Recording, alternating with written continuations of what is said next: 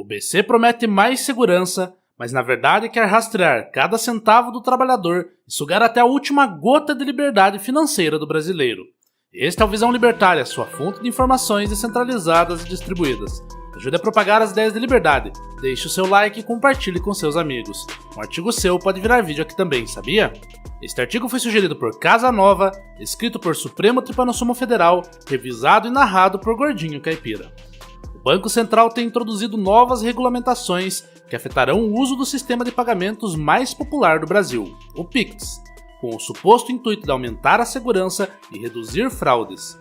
Mas as reais intenções de todas as medidas estão claras para qualquer cego ver: apertar o cerco da fiscalização a fim de extorquir trabalhadores informais. Chave Pix de pessoas e empresas jurídicas que não estejam em situação regular com a Receita Federal serão excluídas pelo Banco Central.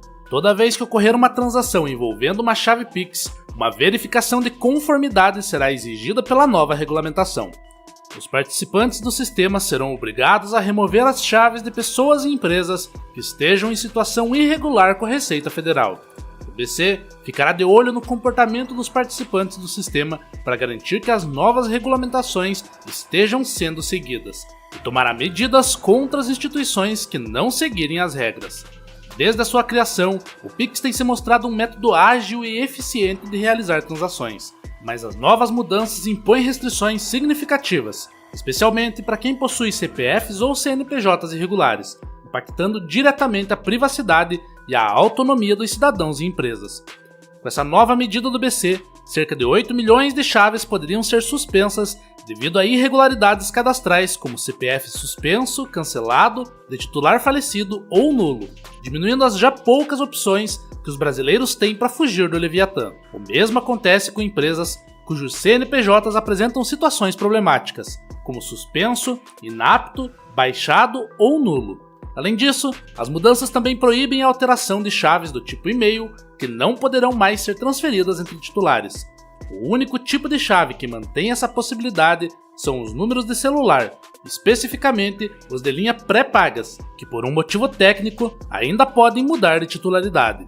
Ou seja, comerciantes terão que trocar qualquer material ou postagens em redes sociais que possuam sua chave Pix ou o QR Code caso queiram trocar de conta no banco. Essa medida, que claramente mascara um caráter tributário, gera custos para o usuário que vão além da taxação. Essas mudanças já foram justificadas pelo BC como uma forma de aumentar a segurança do sistema e combater a fraude fiscal, monitorando e removendo chaves de contas relacionadas a pessoas físicas e jurídicas em situação irregular. Para garantir que as regras sejam cumpridas, o BC intensificará a fiscalização com penalidades para as instituições financeiras que não seguirem as diretrizes. Entretanto, as críticas ao movimento do BC são ferozes, e não são poucas as vozes que apontam uma intenção por trás dessas ações. O que parece ser uma estratégia de segurança contra fraudes se transforma, na visão de muitos, em mais um mecanismo de controle social e extorsão econômica. Esse novo avanço sobre o Pix demonstra a pressão que o Molusco passa ao ver que metade do seu mandato se foi sem ter possibilidade de reeleição. O governo Lula está tentando aproveitar os seus últimos momentos no poder para incrementar o controle sobre a população. Afinal, alguém vai ter que pagar pelos gastos nababescos feitos pela gestão da mula de 9 cascos. A fiscalização não vai afetar apenas transações bancárias tradicionais, mas também as operações realizadas por empresas de pagamentos como Magazine Luiza, Mercado Pago e Pernambucanas. A Receita Federal agora terá acesso a informações detalhadas sobre compras feitas com cartões de crédito, ampliando em muito seu poder de vigilância. O chefe adjunto do Departamento de Competição e de Estrutura do Mercado Financeiro do BC, Breno Santana Lobo, veio a público para reafirmar a narrativa de proteção ao consumidor, dizendo que é uma medida para combater fraude e não para limitar o uso do Pix, e que se está pagando imposto ou não está pagando imposto não tem relação com o uso do Pix.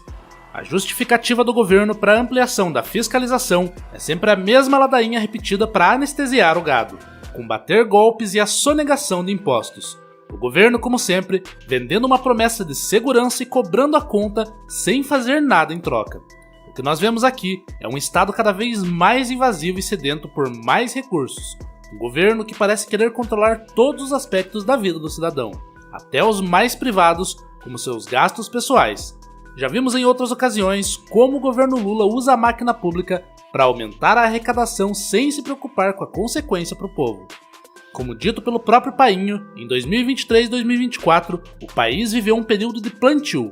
Agora em 2025 começa a colheita, ou seja, o governo vai querer cobrar mais e mais, sem nem ter plantado nada, já que o Estado nada produz, apenas rouba a renda dos membros produtivos da sociedade.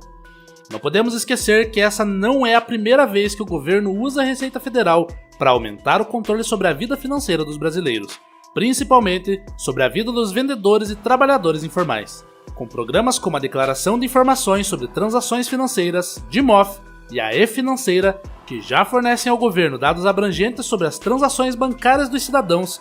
O histórico de vigilância estatal é preocupante. Todas essas ações parecem ser motivadas pelo desejo de aumentar a renda tributária, como se o governo tivesse autoridade para bisbilhotar o dinheiro privado das pessoas para garantir que todos paguem as dívidas ao governo.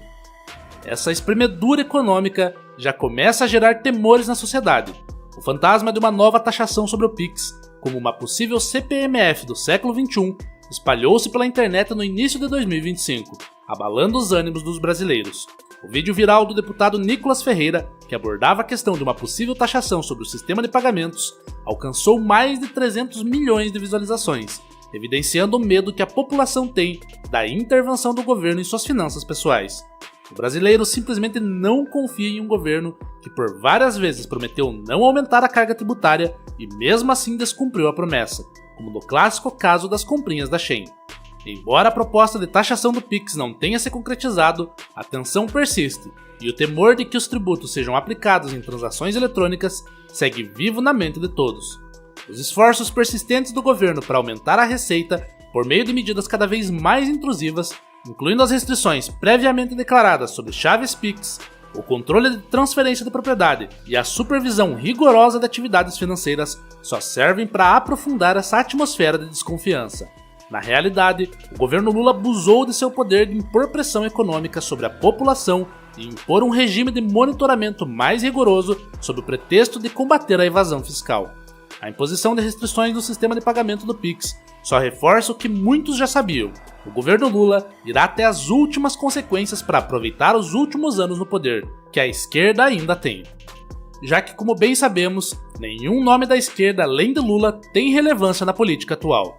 As eleições de 2026 prometem ser apenas a inauguração de um longo período onde a direita dominará a política nacional e mundial.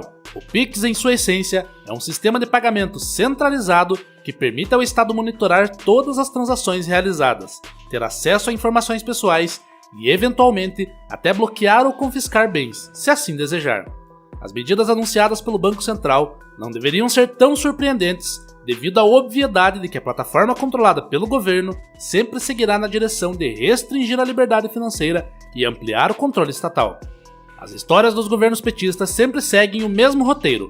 Após anos de gastos excessivos e políticas populistas, buscam cobrir os rombos fiscais, aumentando a pressão sobre o contribuinte. E o terceiro mandato de Lula não será muito diferente.